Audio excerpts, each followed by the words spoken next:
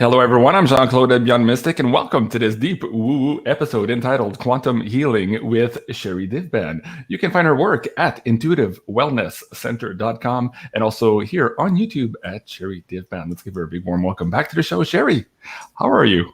I am well. Thank you so much for having me back. And I apologize to everybody watching that was wondering what happened to us a few weeks ago when we canceled the show last minute. That was my bad. But I'm happy to be here today. And well, first of all, you don't need to apologize. We are all living in weird effing times. And so we need to take our priorities as they come. So absolutely don't apologize for anything, SHERRI. And I'm sure the audience absolutely understands and appreciates the fact that we're here tonight. So let's get started. Well, SHERRI, actually, do you want to talk about some of the trials and tribulations maybe that you've been going through here in the last couple of weeks? Because I'm getting a lot of messages from our audience that a lot of them are going through difficult times too. And it's not just about the health situation, but just, it's like, you know, the energy is being cranked up at every level. We're being attacked from every way.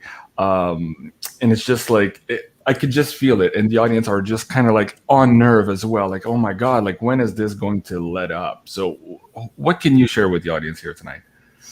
Man, yeah. I mean, when we talk about all hands on deck, which we've talked about a few times, you know, it's all hands on deck, I think, on both sides. I think the light is working overtime, and I think the dark is also working overtime to try to combat the light and our efforts. And a lot of people, I feel is there a echo? I don't hear an echo from here. So far, there's no mention from the audience. Maybe bring your mic volume just down a tad, but we should be okay. Okay, well, I'll just keep talking. Oh, I don't hear it anymore. Okay. Sorry.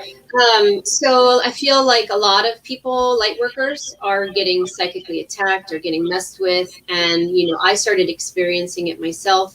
A couple weeks ago, I just out of nowhere got a cold, and I never get sick. It wasn't horrible, but I just felt awful. Like my body was tired. I wasn't sleeping well. And I had major headaches. And so I canceled the show the last minute. I was like, JC, I need to sleep. I need to go to bed early tonight. And so we decided to postpone it. And it took me 3 or 4 days to get well. And then I was okay for a while. And then this last week, I started having this tooth pain out of nowhere. And it was excruciating. I mean, I couldn't sleep. I tried to do Reiki on myself. I couldn't do it. I was in so much pain. So long story short, I had an infection and I had to have a tooth removed. Like an adult tooth, like crazy, one of my back molars. And it was one of the most painful things. I mean, I'm a little bit of a baby, so I don't know, maybe it was just me, but it was quite painful. And the recovery was painful. And I still am feeling a little bit, not completely 100%. So I contacted a woman that I know, like my spiritual mentor. And I said, Paula, please, can you do a clearing on me? You know, because when you're working, I see 15, 20 clients a week, not usually through Zoom, not always in person. And I'm around a lot of energy and I try to clear myself. I'm usually very good at it, but you know, they get in sometimes. And when you're working with a lot of energies, and I said, I need a clearing. Can you please help me? There's too many things going on. And so I had a clearing done, and I do feel a lot better. I feel lighter. But sometimes when you're in this kind of area, this arena, you have to, regardless of how much you clear yourself, sometimes you just need somebody else to assist you in an overall clearing periodically, especially when you're around as much energy as I am. So needless to say, it's been a rough month for me, but I'm feeling much better. And so thank you to everybody that reached out to me and asked if I was okay, or those poor clients that I had to cancel their sessions. Again, I'm so sorry. I hate doing that. But I feel much better now. So, but if anybody who's watching this, I mean, you know, tooth issues are interesting. I don't know, JC, how much you know about it, but you know, our roots are our teeth, and the roots of our teeth, especially the molars in the back, because there are 4 of them. They hold a lot of energy. So over time, as you experience things, and you're in a process of release right now, especially with everybody watching this that's going through this ascension process, a lot of the weight of our energy is held within the roots of our teeth, because it's very connected to the the skeletal system, the nervous system, circulatory system. There's so much intricacy that goes into our jaw and our mouth. And so I chalked that up partly with, perhaps I just needed a release. I needed that tooth to come out. That was the sacrifice I needed to make to purge. And so if any of you are having any weird tooth pain, I'm not saying that you guys are going to have a tooth extracted, but that could be why. Your teeth hold a lot of energy. And if you have a lot of tension in your jaw, just think about that and try to intentionally release that through breath work and mindfulness and things like that. And hopefully it won't be as bad as my situation, but our teeth have a lot of knowledge in them. So it's funny you mentioned that, because Sarah has been asking me to give her jaw massages all last week too. So she's under a lot of stress also at work, given the whole situation and what they're proposing and all that stuff. So we don't need to get into that here. But yeah, there's a lot of stress on everyone right now. Speaking of the tooth though, as you were talking, something was mentioning for me to say to the audience that our teeth are piezoelectric, and when you're chewing, it's like crunching a crystal, right? You compress the crystal, it makes a spark where it makes energy. It also adds to your energy body field. And there's a reason also why they're extracting molars from people.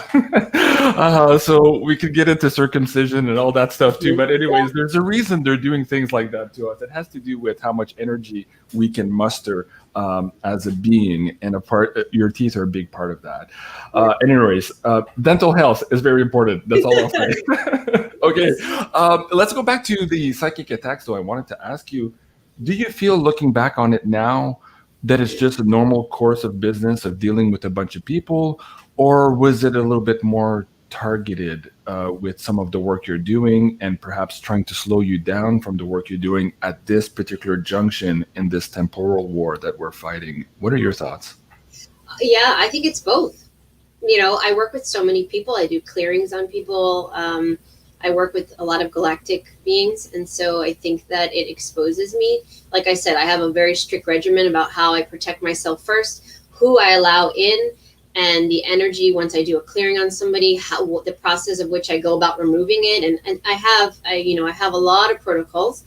But at the end of the day, if you're exposed that many times, day after day, you have to, and perhaps I had a rough day and I'm feeling sick. That's what happens. You get a little bit sick, and then you're vulnerable because your auric field isn't as strong, and then something creeps in there. And so I also think it could be the latter with we're targeted. And the more ripple you make in the universe, the more, target you become. And I think that the more people I work with, although I'm helping a lot of people, it makes me more of a target, because I am actually helping people, and they don't like that. They don't want me to help people. They don't want me to empower people. They don't want me to teach people how to tap into their higher intuition. And so, they try to take you down, but, I'm strong. I'm still here. You are the warrior princess, that's for sure. Princess Angel says, I had exactly the same sudden terrible toothache and almost had a tooth removed. And somebody else too, Rachel, I think. I had a bad toothache, wisdom tooth, and yet I'm 44 years old, never had problems with it before. Yeah, so a lot of people are feeling it in the jaw and in the root system of their teeth here. There's something going on with that. Wow. Also, clove oil, good for teeth. Okay, thank you, Princess. Grinding teeth as well. Yeah, exactly. Wow. Okay. Let's get into the first topic for tonight's episode. You wanted to talk about the New Earth Collective, and specifically as it pertains to the beings from Alpha Centauri. So set that map up a little bit for the audience so we know where we're coming from, and then let's dive into this conversation here. Yeah, this is a great one. So as you guys know, most of you at least, I work a lot with children, and I talk to their galactic team. And so I gain a lot of information about the Ascension and what we're going through speaking with their guides.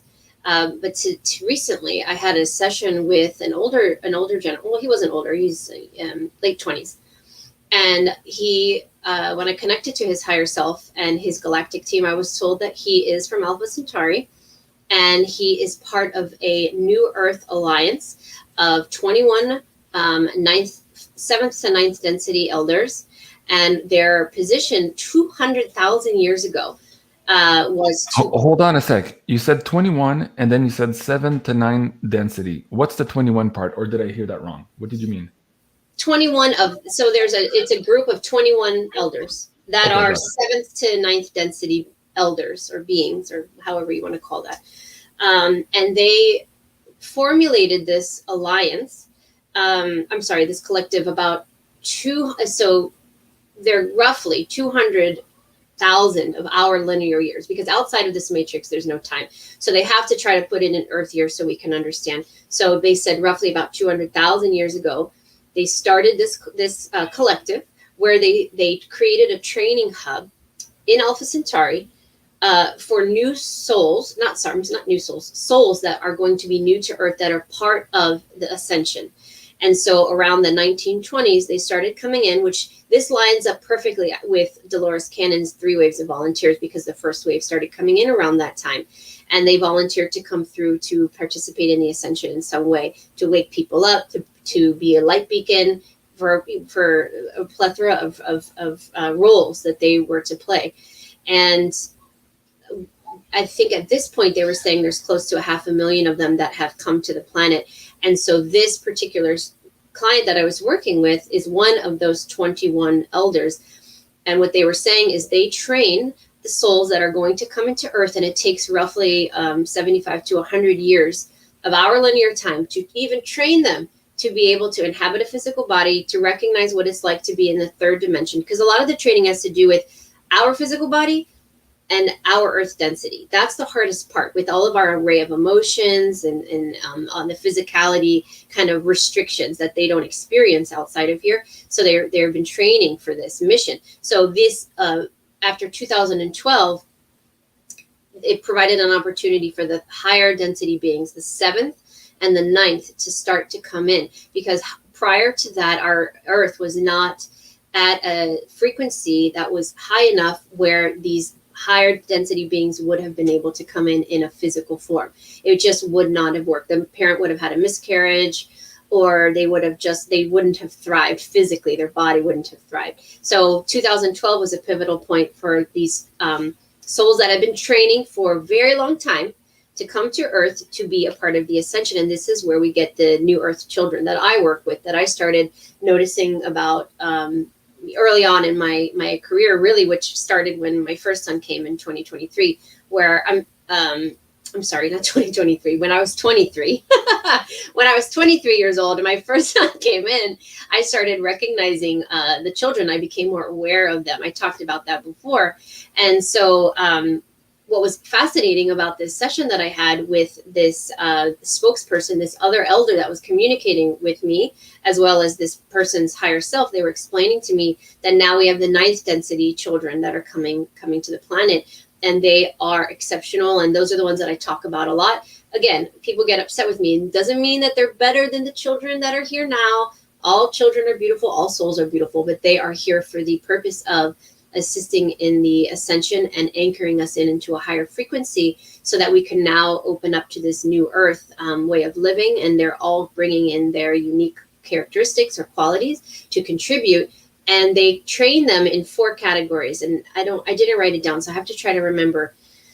But it's healers, teachers, innovation or inventors, and leaders. Those are the 4 categories that this particular group comes in to do. So they become probably the teachers of the new Earth. They become leaders in all aspects of new Earth, in a variety of aspects. Then we have the inventors. They're here to implement the new technology. And what was the other one that I said? The healers are here to be the future healers. So what I do, but probably next level, that I don't even know how to do at this point. So there's a massive amount of them coming in. And I just thought that was incredible, because I'd never heard of this particular group from Alpha Centauri that are training. And it's not all Alpha Centauri.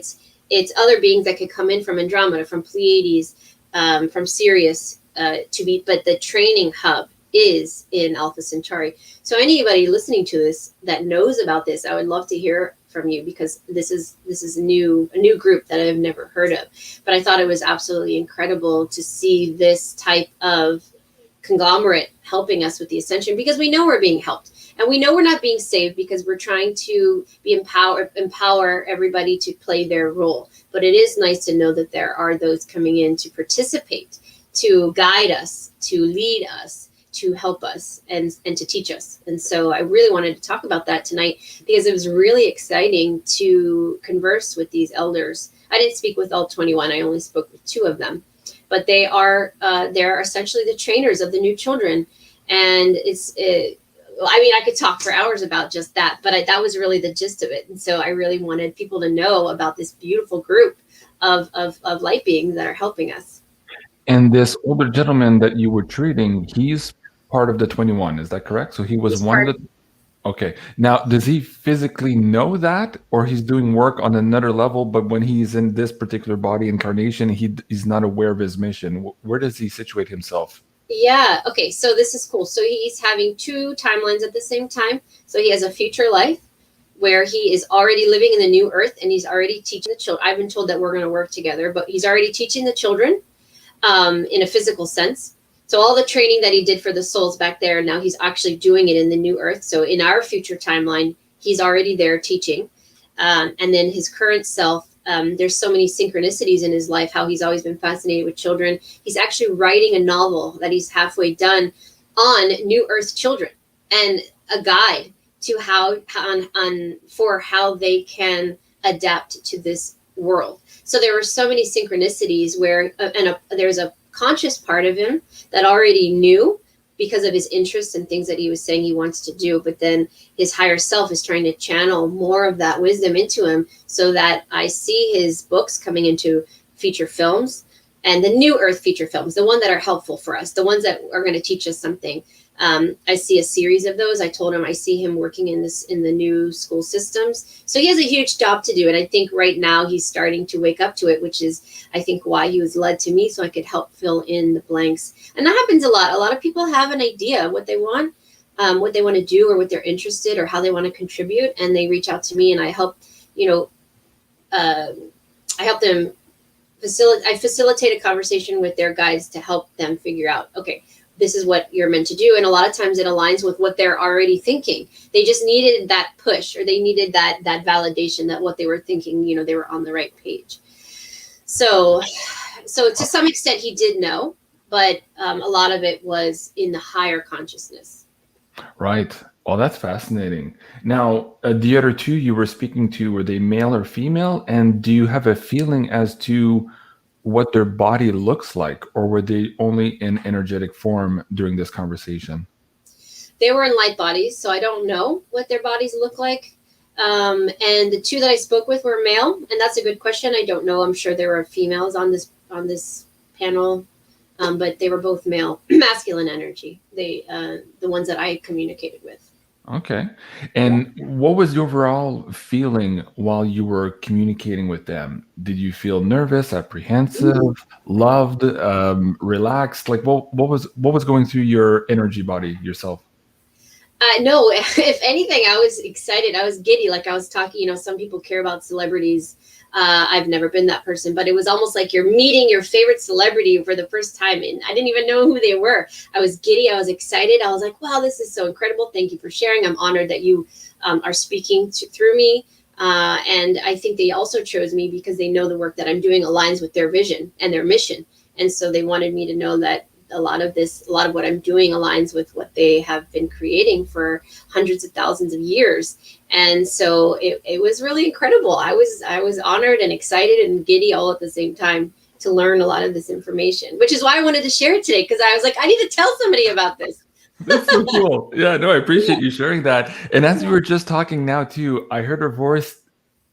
Yeah, the feeling went like this. It was kind of like a muted voice, but it came with the feeling. The feeling was that they told you some things, but they held back on some other things because you're not at that point where you're supposed to know that part yet. And this was personal to you. So does that resonate at all? Yeah, they have a funny way of doing that, and I have a humorous way of looking at that now. Not so much with this collective because this is my first time. But my guides are like, not yet, Sherri. not time yet, because I'm like, what's next? What's next? Okay, well, then what happens after that? And it's like a child. Oh, what are we going to do after that? And then what happens after that? And like, and they're reminding me, just calm down, like one thing at a time. Slow down, take a breath. So, you know, I get the information when it's in the highest interest of all parties, and that's how I get it. So today I got a nice big little surprise lump of information, and then when it's time, they'll give me some more. But it was a big one. That's cool. I love it sometimes. Well, I love it and I hate it when they go like, yeah, you don't need to know right now. I'm like, oh, it's just like, I want to know. You know, inquiring minds, I want to know what's going on. All right. Well, that's fascinating. Thank you for that. Okay, the next point we had for tonight's conversation is about children warriors and how some of them are actually fighting in this temporal war right now as we speak in these other dimensions. Let's get into that topic. Yeah, it's fascinating. I have had so many sessions, and recently I had a session with a family that had two children, and I can't remember their exact ages, but I want to say 5 and 7, something like that. And these children are fighting in the astral plane and telling their parents about it in the morning. This is what I did at night. And this little girl, and I when she told me this, I have seen this before. Myself and other children have showed me this. Imagine being out in a crowd of people anywhere. You're in a large area. There's a lot of people walking around, and these dark beings are around, and they're looking at who they can attach to, who they can suppress, whose light is bright and attractive enough that I'm going to target you, and I'm going to cloak you, your energy. And they literally can go around, and in different ways, in different formats, they can do something to your energy field and dim your light, or dim your life spark, or do something. I've seen it before. Well, this little girl was telling her mom about how she had a dream where in the dream she was in this group of people, and she saw this dark being, this entity, going around and with this finger tapping people in their energy field, and they became in a hypnotic state. And she said that this being noticed that she could see him. She was there and she could see him, and he didn't. He was like, how you could see, like he was surprised, like, how do you see me? And she's a 5-year-old girl, and he came up to her and tried to touch her, penetrate her field, and he couldn't. And he realized he couldn't and got frustrated. And she was way too powerful. Her light was too strong. And she told me, see, mommy, that's how they get people. And I was like, when her mom was telling me that, I was blown away, because I have seen that before. Other children have told me that before, that they've seen that.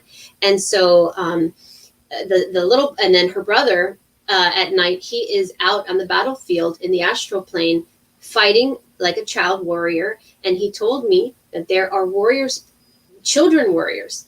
We know that there are many adult warriors that we've talked about, that in their sleep time, they're astrally out and they're fighting the dark, all hands on deck. Well, there are children out there doing the same thing. So these little children that are 5, 6, 7, 10 years old, at nighttime, they're sleeping, and they are out there fighting within this battle alongside of everybody else, battling the dark. And that just goes to show you, we gotta, it's difficult to look at a child, right? 5, 6-year-old, or like my own. It's difficult for me to look at my daughter who's just turned 7 and think to myself, taking her out of the child model and realize that she is an evolved being here, probably more evolved than myself. And she is, I got to take her out of that little child body and recognize that she's much more powerful. So if you take that out, these children are just like any other soul, any other powerful soul, here trying to participating in this spiritual battle of good and evil. And the crazy thing is, a lot of the adults don't remember it, but the children do. They will tell their parents about it. They are remembering. They're telling me about it. I had this dream, but it was so real, and I know it's not a dream. That really happened, and it's very detailed and very specific. And they remember what these demons look like, what they said to them, how they talked, how they smelled, what they did, how they hurt other people, how they couldn't hurt them. And so I just, there's a lot going on right now, and the all hands on deck really includes the children as well. So they're here and fighting alongside of us. It's absolutely fascinating. I'm wondering, how did the parents react to hearing this, that their kids or their child was involved at such a high level? Well, I think that these children chose their parents for a reason. So the ones that I've spoken to, the parents knew I need to reach out to Sherri. I need to talk to her. I saw Sherri on an interview. That's the one I need to talk to. And they were not afraid. They knew that there was truth to it, and they needed to get more information. And so, luckily, the ones that I've spoken with have were not in fear. And I can imagine those that are in fear and didn't sign up for this are not the ones contacting me. They're the ones telling the child, "Oh, it's just a dream. Don't worry. It's not real. It's just an imaginary friend. It's your imagination." And then secretly their parents like, "Oh my God, that's terrible. You know, stop watching scary movies," or telling her brother, "Stop scaring you." And it's so much more than that. Right. Well, let's talk about that then. What advice can we give parents who might be listening to this show who don't have the necessary reflex right now to be so deep into the woo, but who might be hearing this for the first time and thinking, "Oh wait, my daughter or my son actually did say something like that." What can we say to the parents here to help them navigate this, maybe, and be of better support to their children? Yeah, I mean, there are a few things that they can do. One, line their room with selenite in the corners and black tourmaline or hematite or obsidian. So create protective barriers in their room. Get your child a Merkaba, put it next to their nightstand. You know, it doesn't have to be super big, but like maybe this size. Put it on the nightstand next to them. And if they're old enough, I don't have mine here. Perfect. Or teach them to create their own Merkaba if they're old enough. But for the younger ones, just creating a crystal barrier, placing the Merkaba of light, saying a prayer, asking for their guardian angels to be with them at night when they're sleeping, praying and asking to surround their child with the triple light of protection before they go to bed. I mean, honestly, I do that from the moment they wake up until the next morning. I ask for another one to keep it on all day long, or place the violet flame, the violet flame around them like a hula hoop. What else? And then when they talk to you about it, it's all about not making their experience less valid by saying, "Oh, it's just a dream." Just listen. And you don't have to have the right thing to say. You know, a lot of times all they need is for you to just listen and say, "Oh, do you want to talk about it?" And don't force them, because I'll give you an example. Just last night, my daughter is one of these, by the way. She came into my room around 5 this morning, and I haven't slept in a while because of my jaw pain. And I was like in a deep sleep finally. And she comes in and she's huffed, like crying, almost hysterically. She's shaking. And I'm like, "Aramis, what's wrong?" She's like, "I keep having nightmares. I'm so scared." She was shaking. And I know when my daughter's lying and when she just wants mom's attention, or when like there's validity to it. And I jumped out of bed and I brought her downstairs and we snuggled on the couch and I said, "Everything's going to be okay. Do you want to tell me what happened?" And she said no. And I said, "Okay, you're safe. You're with mom now."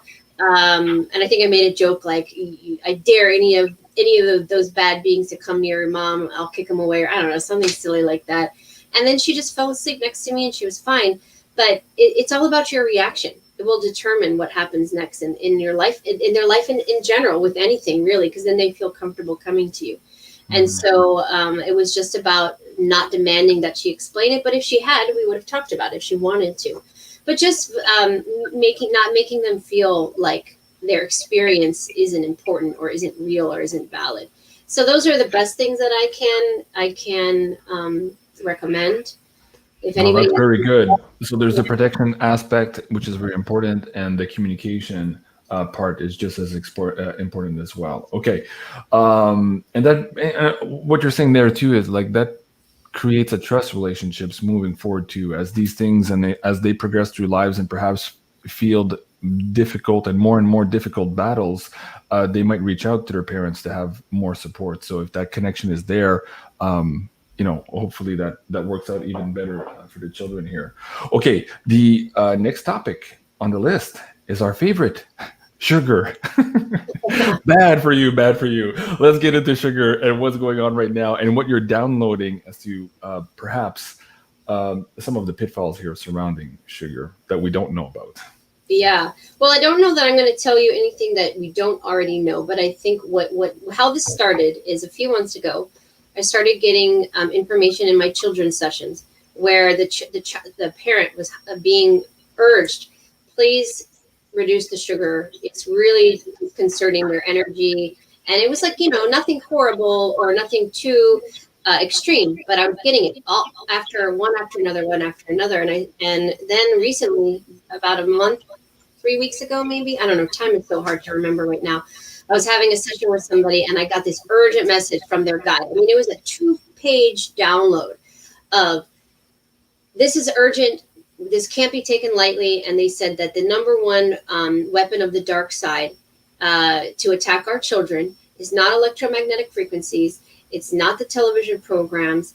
It's not the programming in the school. It's not the chemtrails. It's not the this. It is sugar.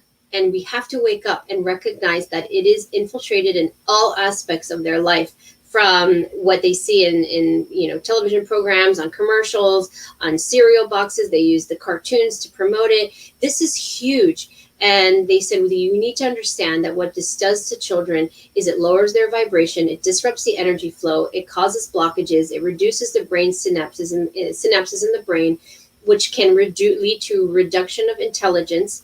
It causes ADHD. I mean, when she listed the things and I was writing them out, I was like, oh my God, like I knew all of this, but like not in such an urgent way. Do you know what I'm saying? Like, okay, this is obvious. There's so much research on sugar, comparing sugar to cocaine and its addiction level and all of these things. But when they told me that this is the number one pre-planned attack on our children, and it's so simple, it's so cheap, and it's so easy. Every parent gives, well, not every, most parents give their children sugar as a nice treat, not thinking anything of it. But there's so much, there's spells behind it. I mean, it gets really dark, actually. And I was just blown away. What?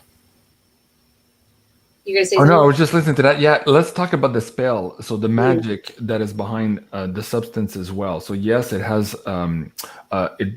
it creates havoc in the body systems, that's for sure. But let's talk about the spells also and what you learned there. I think that most of the audience probably are not aware of that aspect of it. Yeah. Well, so part of the dark side, what they do is they will formulate spells with the food that we eat, especially the stuff that's lower vibrational, like the meats, the dairy. And we know that the way our animals are processed, and I'm using the word processed because I don't want to say the other terrible word. It's very brutal, painful, and they die in fear. And so we are ingesting that fear that they had at the end of their life. Same with dairy. And the intention behind it is ill will. So if the intention behind giving our children sugar is not to make them happy and have a sweet treat, but it's to make them dumb, to cause attention deficit disorders, to keep them hyperactive. I mean, whatever, come up with a million different things. If that's the intention behind it, that is their spell. And so when the children eat that innocently and the parents give it innocently, they are agreeing to that spell and saying, I give consent. And I did it. This is new to me. It wasn't explained to me in this way. And I was shocked by it. And needless to say, we've made some drastic changes in our house. I've always been healthy. I don't really eat sugar, but I let my children eat it to some extent. And we usually do sugar-free months periodically. About 4 times a year, we do a sugar-free month where we don't eat sugar for a month. But now I have reduced it even more. And you know, it has to be a process because there's sugar in everything. And so what I was told is natural sugars, honey, fruit, things like that are okay. Like that's something that they should be eating. It's natural.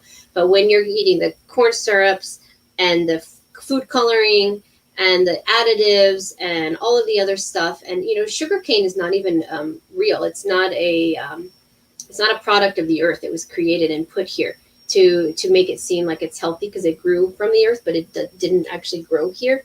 Sugar cane is very, very evil. And that is, again, something I did not know. Hold on. Yeah, I never heard that one. But now it makes sense also that they make rum from it. So what's the connection with that sugar and perhaps the alcohol too? Like, just imagine the spells there and spirits. Oh my God. Okay, that's a whole another conversation. That's a whole rabbit hole, and you can keep going. But really, my point today is not to scare parents, but recognize the urgency of which I am being told repeatedly, Sherri, You need to get this information out. Parents need to know right now. And so changes that parents can make right now, because I recognize this is a lifestyle change, because sugar is integrated into just about everything. What I recommend and what I'm doing is I cut out, well, first of all, my children have never been allowed to have soda, and we don't really keep candy in the house, except for Halloween and a few holidays, where it's around. But we don't have, I cut out the ice cream, the cookies, the cakes. I mean, all of that, we cut it out. We cut out everything. We have one cheat day a week. Friday is Dairy Queen Day, and they're allowed to go get their ice cream from there. It's all about moderation. And I reduced a lot of the sugary processed foods in the center of the grocery store. I got rid of them. No gummies, no chips. We got rid of all the chips, and the fruit roll-ups and all that junk. And we're really trying to have them eat fresh fruits. Frozen fruits is a great dessert, by the way, where they think it's dessert and it's frozen and it feels like they're eating ice cream, but not. And yogurt has so much sugar in it, you wouldn't even believe it. So it's all about nutrition, being nutritionally aware and intuitive about what your body needs, what your children's body needs, and how the sugar is affecting them. And it's bad. It is really, really, really bad. And I can see when I cut out sugar, especially for my daughter, she acts completely different. She's much more calm. She's less stubborn. She doesn't act out as much. And she's just a different child. And so please take this with a sense of urgency, that this message is for the benefit of your children, because this is bad. This is a pandemic. This sugar is the true pandemic, and what they've done to our children to make them ill and cause dis-ease within the body. And while we're on the topic of nutrition, another thing I've been told multiple times is that, again, by design from the powers that were, they have created a dynamic of which our food is very acidic and our bodies thrive in a more alkaline environment. So if you think about all this crappy food out there, the sodas, the sugars, the desserts, the coffee, I drink coffee, so that's my one, cheat. But what else? All the carbs, all the processed stuff, all of those things make your body very acidic. And when your body is acidic, it's not thriving, and it causes disease within the body. When it's alkaline, when you eat all the vegetables, the fruits, the almonds, certain nuts, avocados, the good stuff that we're supposed to. The leaner meats perhaps is somewhere in the middle. Red meat is going to be very acidic. So if you think about all the things in the grocery store that they target and they make really cheap so that people can buy it, and sodas and Gatorade, it's very acidic, and it makes your body acidic, and we don't thrive in an acidic environment, and we need to become more of an alkaline system. And so that's another thing that people can think about when they're feeding their children. How can I help their body to be more alkaline so that they thrive? How can I eat more alkaline to make my body thrive? So that was something else that I wanted to talk about today. Well, that's very good. And I think for the parents also, maybe to get started and to maybe lead by example in the family, maybe they can do a juice cleanse or something for 2-3 days, just to kind of get their feet wet and encourage the kids to participate as a family experience, and then take it from there. And I agree what you're saying too, like all the frozen bananas and stuff like that, you can make ice cream with that, and it looks like dessert. Mm-hmm. Kids, you can kind of fool them, but they are going to miss those fruit roll-ups and the soups and all that stuff. That's just horrible. That's just nasty. That stuff, man. It's crazy. Wow. It is. Okay. All right. Sugar. Oh, we did a nutrition too. Okay. Sherry, we're 40 minutes into the show. Do you want to take questions from the audience today? Do you have time for that? What do you think? Yeah, let's do that. All right, cool. So, folks, if you have any questions for Sherry, please do put them in high caps in the chat now. Anything goes, I guess. Not too much the difficult topics. We don't want to get booted off, but in relation to maybe the conversation from tonight, or anything else maybe that is on your mind, please go ahead and ask away. In the meantime, Sherry, while we wait for those to populate, is there anything else coming up in your field? I'm noticing that a lot of people are hanging on basically by their nails to this reality, and we've been pushing them every 2 days or every 3 days, actually every day really, to reshape what they think is their reality, and they're going through this weird fatigue. And so now when new information is coming out, they're so saturated that they're like, JC, I can't, I can't take it anymore. I'm holding on to dear life here. I was just on CNN a couple of months ago, and now I'm here. Oh my God, stop messing with my brain. What do you tell to people who are in that mode right now, or suffering from this cognitive dissonance, this fatigue, and yet knowing that it's going to get worse before it gets better here, in terms of challenging our ideas of what our reality is and dealing with the information that is just around the corner? What would you say to those people? Yeah, I mean, it's a hard time, and we're all being tested every single day, every single moment, and it's a really big challenge. But one thing I've noticed in my sessions, actually, a lot of people who are on the ascension path that are really their frequency is rising, and they're working and releasing their fears, their traumas, for working to forgive people, all of, like, they're doing the work. I've noticed that they are responding to the Schumann resonance. So and those of you who don't know what that is, the Earth has a electromagnetic field that can actually be measured. And so when you notice that there are times where the Schumann resonance, there are spiked periods. And I want people to pay attention to that, because it may align with your ascension symptoms, where you may have massive migraine for a day or two, or not to sound gross, but diarrhea really bad, or real feeling of unsettled. Fatigue is a really big one. When you're feeling tired and drained, even confused, it can tie into the electromagnetic fluctuations of the Earth as she's going through these different shifts. And then you notice that when it plateaus, like in the middle of the screen there, for a short period of time, then you feel fine, and you're like, wow, I could breathe again. I feel good. So, and that's as much as that probably sucks, it's a good sign that you are aligning with the energy of the Earth, and that's a beautiful thing. That means that you are on that right path, and you are sending along with her. Your frequency is shifting along with her. So we have, each of us have our own independent energetic frequency shifts that have nothing to do with anything else, and that are independent of everybody else around us. And then we have those where large masses of us have these shifts along with the Earth shifting. So there's two different things. So we could have a bunch of little ones that are from our own development and our own evolution and ascension, and then others can have it with the Earth. So just one thing to keep in mind right now, if you're feeling like you have these waves and all of a sudden you're feeling like, oh, I'm overwhelmed, that could be why. And pay attention to that. And the best thing to do around these periods where things get really rough is take a break. Take a break from listening to all of the predictions. I don't like to give predictions, and I don't like to listen to predictions, because I think that they give people a false sense of hope. And then when it doesn't happen, then they get really upset. And then you have those people saying, I told you so. This is all BS. You guys are all liars. Nothing is ever going to change. And it sets the tone for all of that negativity. So take a break and disconnect from everything for a while, and reconnect with yourself and nature, and take salt baths. I'm a big salt bath. I always recommend to my clients, Himalayan salt, put a little bit of rose water in it, take baths, go out in nature, do a grounding meditation to ground yourself and reconnect yourself to the Earth energy. Get some crystals, ground yourself, play with animals. If you don't have animals, go to nature and watch the birds, listen to the birds, go by the water, hear the sound of the water. It's all very healing for you.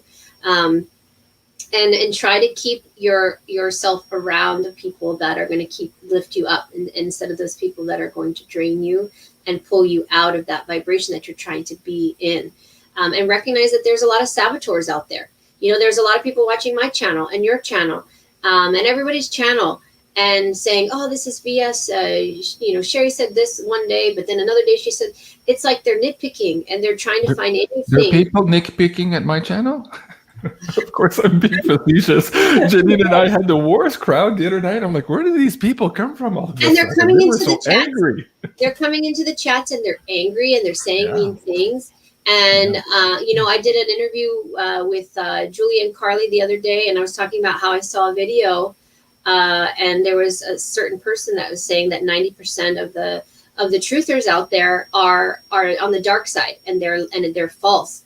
And that just really upset me, because I feel bad for all those people out there that are newly awakened and vulnerable. Because if you think about that, if someone's like, oh my gosh, so 90% of the people I'm watching are bad, and they're on the dark side, and they have to figure out, okay, out of these 10 people, what's the one person I believe? And that's too much pressure on somebody that's learning discernment and trying to ascend and trying to figure out what it is that they resonate with. And so I caution people when they hear large numbers like that to really use your own discernment and say, if this doesn't seem right to me, then don't believe it. Something, not to keep talking about my other interviews, but I had an interview with Michael Jaco, a couple weeks ago, and I talked about this, and I had an epiphany. And I said, why are all of these people are predicting that 70% of the population are going to die because of this, and all these bad things are going to happen, and our population is going to dwindle down to nothing, and everybody knows what I'm talking about. And I thought about that, and I had a beautiful guide come to me, and I had all these epiphanies, and I started putting things together, and I realized a lot of the sessions that I'm doing with people, I would say 90%. Now, I talk to a lot of people, 12 to 15 a week. So you do the math, because I'm terrible at math. But 90% of the people that I work with, I find out, or I'm told, that this is their last life.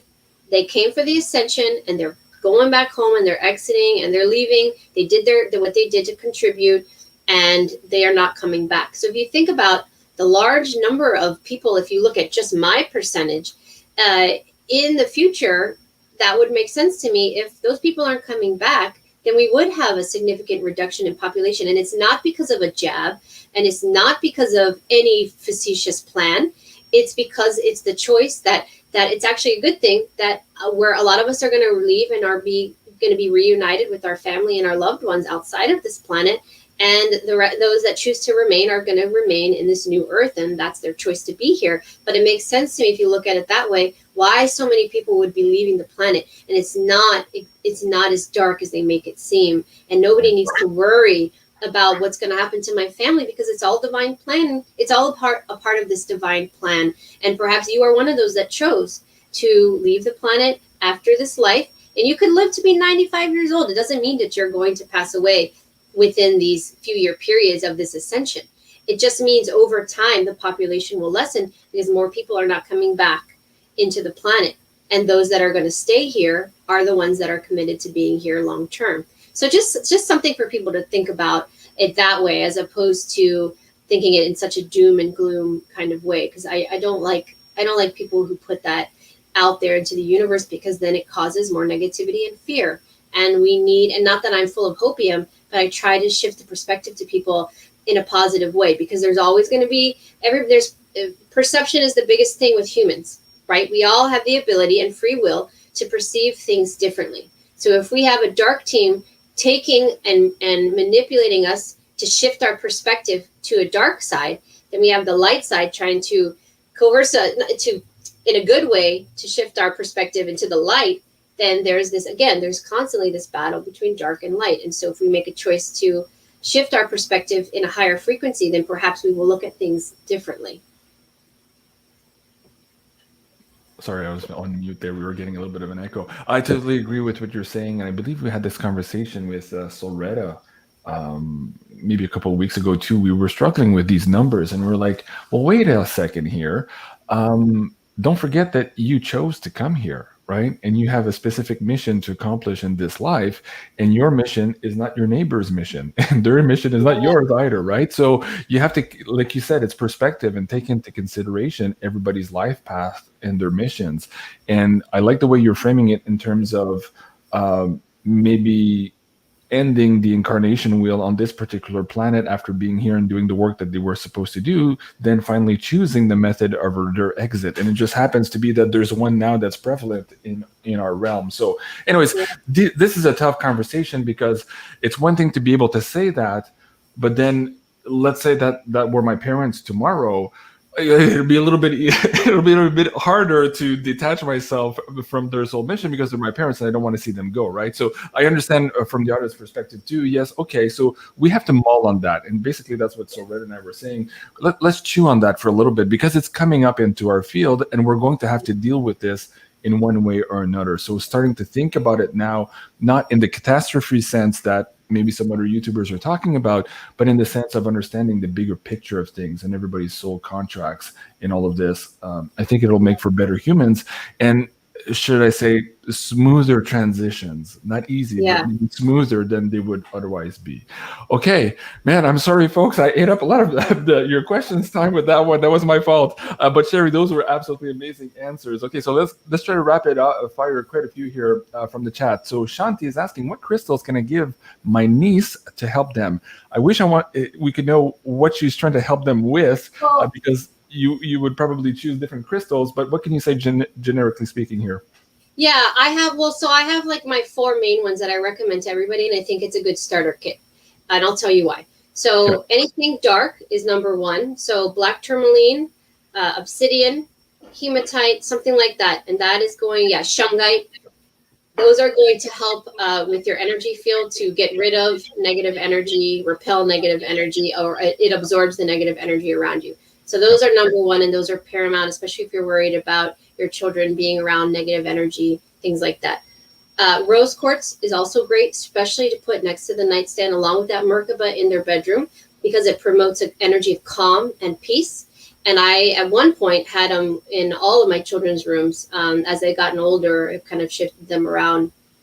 But I had some nice big chunks. If you get the chunks that aren't polished, they're much cheaper, and I actually like them better anyways. So rose quartz is great to calm them down, and it helps to promote nice peaceful sleep rest.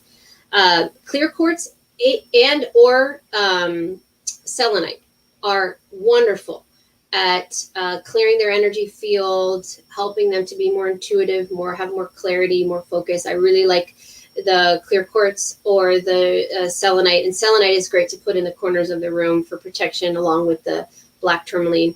Right. And then amethyst. Amethyst has a great way of opening up your auric field, bringing in positive energy, helping also with your intuition. So it's great for young kids and teens. Helps them with so many different things. So if you just were to get those 4, that would be an amazing start, and it would really assist with so many different things. So that's my recommendation to start with, and they're not that expensive. No, exactly.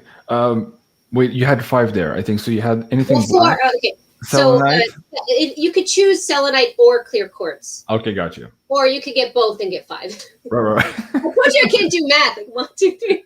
And the kids love them, so whatever. Yeah, it works out well. I'm glad you put in the amethyst. My daughters absolutely love it. Oh yeah, that's my favorite, amethyst. Okay, Bjorn, how long is this war? That is the $1 trillion question, right? I don't have the answer to that, but because I don't give dates or any predictions, but what I will say, in conclusion to a lot of the sessions that I do, I have been told that the end of this year will mark a significant period, having to tie in with the winter solstice and energies and things that are going to occur after we get through some of the rocky periods, over the next couple of months. And 2022 is about rebuilding, and 2023 is about exploring and what's the word I'm trying to think of? Exploring and enjoying kind of the new Earth system and really seeing where that goes. And so if you think about it that way, we have to be at the last leg of this. I truly believe that if and I've said this before, I know this because all of these people wouldn't be coming to me with their life missions being unveiled. I wouldn't be moving forward on my children's cartoon with the spirituality and the ascension. I wouldn't be investors wouldn't be coming into my life to help fund the youth centers that I want to create.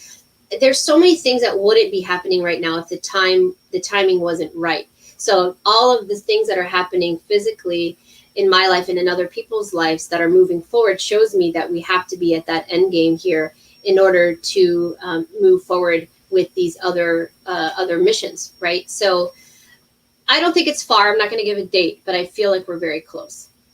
Okay. I'm with you on, I tracked with absolutely everything you said, timing wise there. It's not just sounds, but it feels like right to me. That's where I'm anchoring a lot of my energy, my thought, my focus. I've been prepping, of course, for the last couple of months to increase my body's capacity to deal with these energies. So the sugar was just one aspect of that too. And while you were talking earlier about what to do, I meant to say something and I forgot. Move your body. So your lymphatic system, if you have blockages in your lymphatic system, do things like, skip roping, dancing, trampoline. Yoga. You really need to move that energy around, because that's where you're getting all of this stagnant energy. And as you're being hit with this new energy coming in, it's like hitting sludge, and it's just like not going through, and it's going to be harder on your body, rather than if you had a very, what's the word? I don't want to say liquid, but the fluid system. So anyways, wanted to add that. Okay. Yeah. Jean, can you recommend anyone like yourself in the Raleigh, North Carolina area? I don't. Unfortunately, I do not. Well, a lot of people like myself, and not just myself, but a lot of people that do sessions work remotely.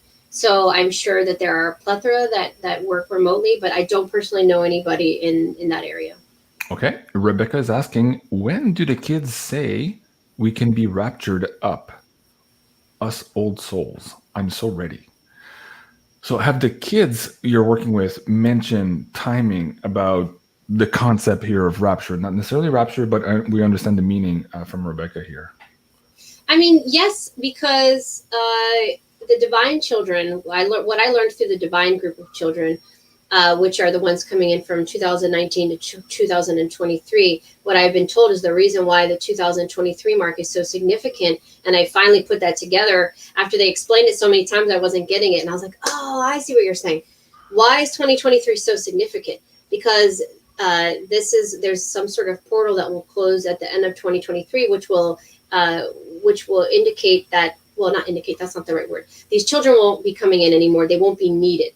That opportunity will close, and then now we are anchoring into the new earth, and now we need to live it. Now we get to explore it. Now we get to enjoy it. So I think in a roundabout way, that is what they're saying, is that 2023 is really the year that I'm getting, even though I don't like to say things with certainty, because I don't want to misinterpret and then be wrong. But I've gotten that number so many times that I feel like that is what the children are saying, 2023. Okay, that's very good. Paul is asking, can you talk more about all hands on deck? So what do you mean by that right now? So you've talked about the timing here, what's happening. Maybe talk a little bit more about what's around the corner. So we understand that the kids are in this fight as well. It's not just the adults. You and I talked about this movie here a couple of shows past. So folks, if you haven't seen that, Tomorrow War, it'll give you an inkling here as to what we're dealing with. It was really well made. So Sherri, talk about more all hands on deck. What does that mean to you? And how can you answer Paul? Yes.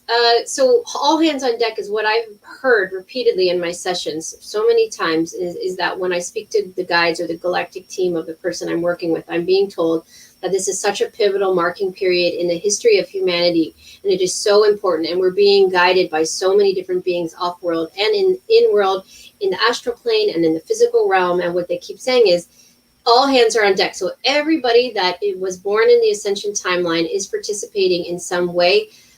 Most people, the sleeper ones and the ones that are in very 3D are not. But it's very important that the ones that are awake and are awakening are participating in some way, whether it could just be through your intention and your prayer saying, I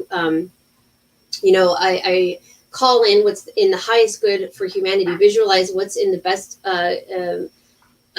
what is in the highest good of all humanity moving forward. What does that look like? Manifesting it, thinking about it, praying upon it, visualizing what that looks like. So all really simply what it means is that everybody that can participate right now needs to help us into the new earth through this ascension by participating, whether it's in the astral form or the physical form. And so that is what's happening right now. All hands are on deck because everybody is doing their part in some way. Even if you don't consciously recognize what your role is. You could be doing a lot of things astrally, which I found out in my sessions with some people where they are spiritual warriors, and on the astral plane they are doing a significant amount of work to help us. But in the waking state they are, maybe they're teachers, or they do something that's completely different, and but they're doing a lot of work on the other side, which is just as important. So everybody watching this that is likely doing something to contribute is part of the all hands on deck, because somebody that isn't interested in what we're talking about wouldn't be watching this, and they're likely not participating in our ascension process. But that, hopefully that makes sense. I talked about this in the last interview that you and I did together more extensively, so maybe he can go back and watch that one, because I got way more in detail in that interview.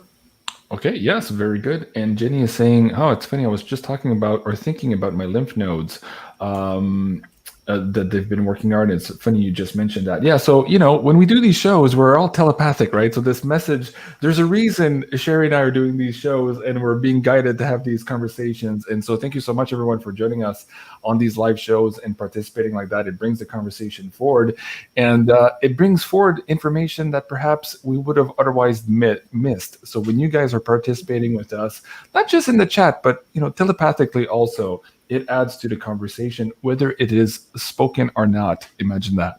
So, all right, Sherry, man, this hour goes by so fast every time you're here. Any last thoughts for maybe how to deal with the next couple of weeks here, what's on your radar? And of course, as always, how can people support you? Yeah. Sorry, I got distracted by somebody's comment I was reading about...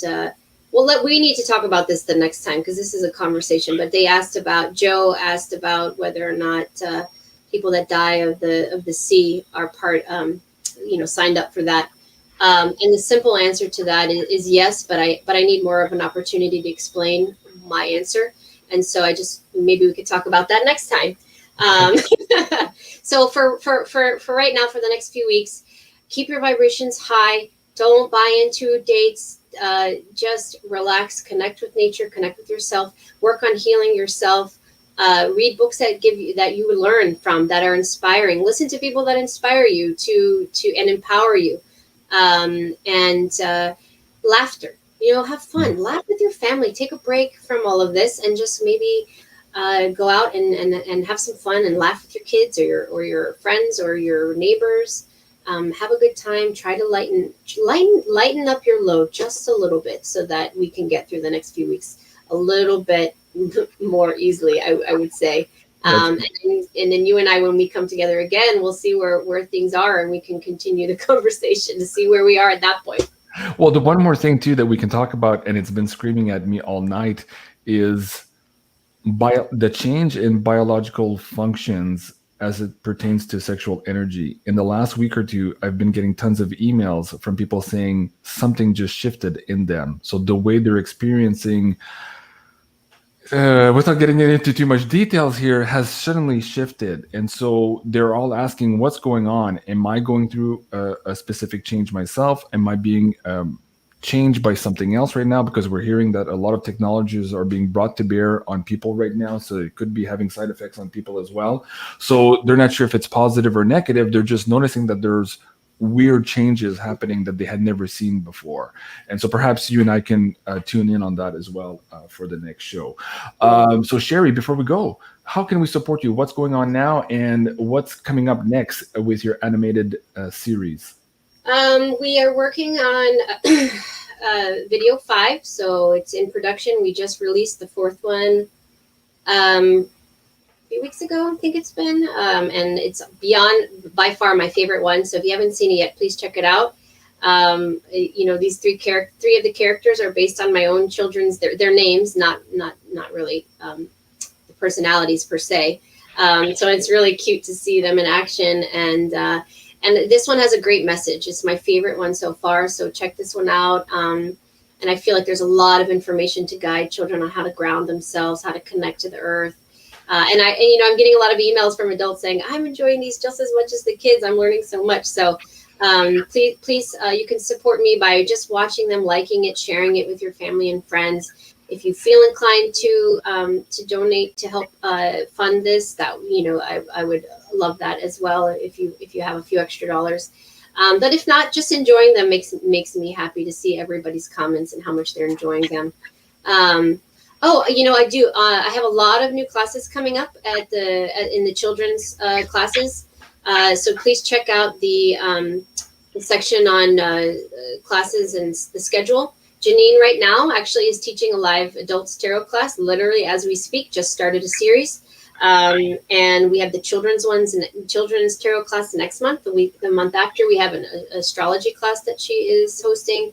We have support groups that I'm starting up monthly, one for children, one for adults, to come together and talk about their gifts, their questions. I'll be hosting. We have art classes coming up. We have pendulum class. We have a crystal class. So we have a lot of new classes that we just posted. I'm really excited about them. So please check those out if your children might be interested. Hold on. The classes are on Intuitive Wellness Center or the other one? Those are children's classes. Janine works through the children's site. But, okay, got you. Yeah. Okay. I have some classes coming up. My Ascension healing workshops are full for the rest of the year, but I do have a Reiki level 1 class and level 2 coming up. And then I have a few spaces left in my January Ascension course. So if that's something anyone's interested in, feel free to register for those. Okay, perfect. I'm just bringing the links down below. And I also want to bring up your PayPal tip jar one more time here. So folks, this is the link here in the live chat. If you guys want to support Sherri in the production of these amazing educational videos for children, this is the link you can use. And of course, you can find her work at Intuitive Wellness Center.com. I always have trouble with that one. I don't know if it's something in the translation. And also you can find Sherri, of course, here at Sherri DivBand on YouTube. Please remember to like, share, and subscribe. And also come over if you're watching on Sherri's channel, where we are broadcasting on both channels tonight. Yes, okay. Yes, please come over also to Jean-Claude at BeyondMystic 3 here, my third backup channel, and subscribe here. We have a great series here of shows coming up. And of course, tomorrow night, Janine's tarot is coming back as well at 8 o'clock Eastern. And just for your audience, Janine and I have decided to do 2 shows a week now. So we're going live both Monday nights and Wednesday nights at 8 o'clock Eastern. There's just so much going on that one show didn't cut it anymore. So we've decided to roll up our sleeves and do a few more shows here for you guys. And next week, if you guys also haven't heard of May Levy, please come and check out this interview. She's also an amazing healer, and she's using toning and light language in her modality. Absolutely fascinating. I love her. Woman. Yeah, absolutely. All right, folks, that's it for tonight. That was Quantum Healing with Sherri DivBand. I'm Jean-Claude BeyondMystic. Thank you so much, Sherri, and we'll see you soon, everyone. Bye, everybody.